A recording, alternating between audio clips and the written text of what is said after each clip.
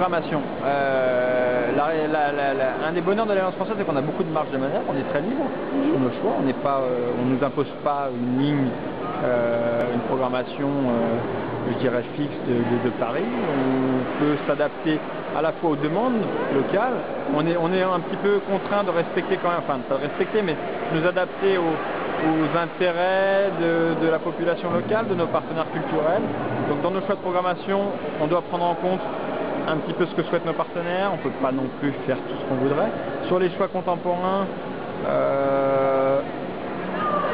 je dirais que moi, d'une manière globale, mon souhait est de donner une image actuelle, une image de la France d'aujourd'hui.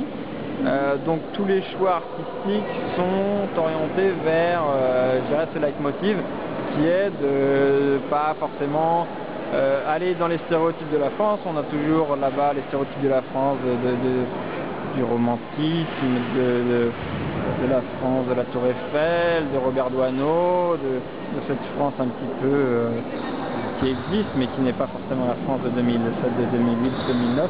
Donc mon souhait est plutôt de montrer que la France d'aujourd'hui et les artistes d'aujourd'hui sont capables de nous offrir une vision nouvelle, de nous sensibiliser à des thématiques contemporaines. Donc moi, je suis guidé par ça, je suis guidé par l'audace, je suis guidé par la nouveauté, le fait qu'on ne propose pas forcément des choses qui existent sur place. Mais vous présentez aussi bien des artistes chinois que français? On présente principalement des artistes français francophones, on va dire, parce que c'est la langue française quand même qui nous guide.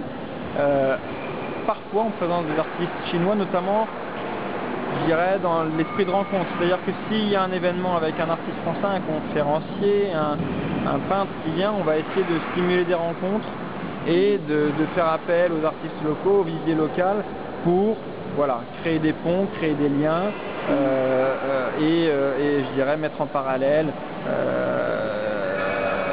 l'esprit, les travaux des artistes qui viennent de France et les travaux des artistes chinois. C'est plutôt l'idée de rencontre qui nous plaît. C'est vrai qu'on ne va pas forcément mettre en valeur un artiste chinois s'il n'y a pas une légitimité liée à la France et à la francophonie. Ça sera toujours dans le cadre d'un partenariat d'un peu entre la France et le pays d'accueil.